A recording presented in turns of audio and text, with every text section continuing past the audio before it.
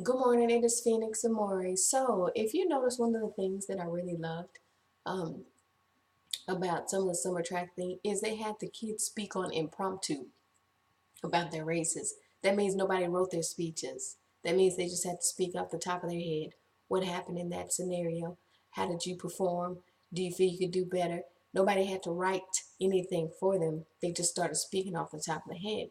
And if you remember, X's response in one of those relays was, I was just trying to get my team to lead.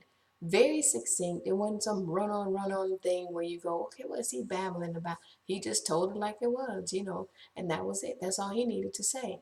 So the one thing that I liked about that, if you remember about when I first started vlogging, I started talking about the kids with learning how to be articulate and communicate, because there used to be an issue where they would interview some ethnic black athletes, and we all go, oh gosh, what is he gonna say? So understand, one thing that I've always instilled in my children is to learn how to articulate, but not always with written speech in front of you. And see, that's the thing a lot of people perpetrate and don't know how to just speak clearly without somebody writing or prompting them. No.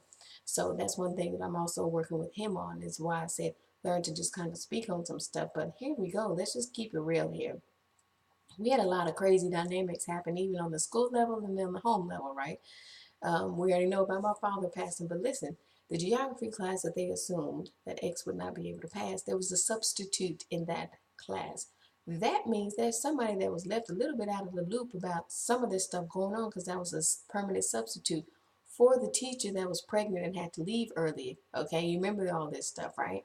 So there's been all some little stuff going on in that background at the school that kind of has been disruptive, including the laptop missing for a whole month. When I finally articulated who was going to tell X's mother that, then becomes more of a, oh, we did kind of drop the ball there. Not a competition, just real. Beautiful thing about my mother is she worked in the same school district. So when I told her, she said, I never liked that policy of giving ninth grader laptops, because we always had issues with the ninth graders. Okay, now you see how I get different perspectives from people, perspectives that I, as the mother, begin to express to X, but still hold him accountable. So he did all this work. And one of the things I think the biology teacher realized is, like, when he called to say, hey, he needs to knock out these 8 things, when X called me, he said, I already did those today, but I still spot checked. But the beautiful thing was they were there. So at the end of the day, it is such that when he gets ready to knock that stuff out, he knocks it out. We're just going to get to a point where he doesn't procrastinate anymore, because it's obviously stressful. But some things happen for a reason. Now, remember, I said I wanted to kind of see what the other runners were doing. Now, when you have all this going on with some of the runners, like, you can't do this and you can't do that. That 50-second run told a lot. That practice meet told a lot. Big time. Now you have some of these basketball boys that actually had to go run in a meet. Now you have some reality really staring you in your face as to why I put him in summer track. Now, he can run JV, probably varsity, some schools, however you want to say it, but some of the best development does happen in the summertime here. So coming back, that's why I say it's not the same X that he was. That's real talk. So it's almost like a blessing in disguise that some of the boys now, while you're Googling so much what X is doing, you now need to focus on yourself. So to verbally say what I was saying before, think about what I said.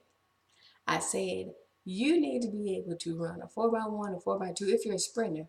Be able to run that, contribute to a team.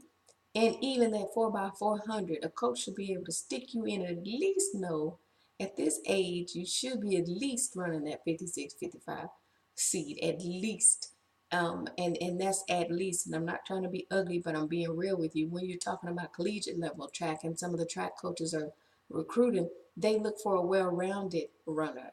That's why I said this to you guys. So don't take it personally. Listen without being defensive. Now you guys understand how I roll.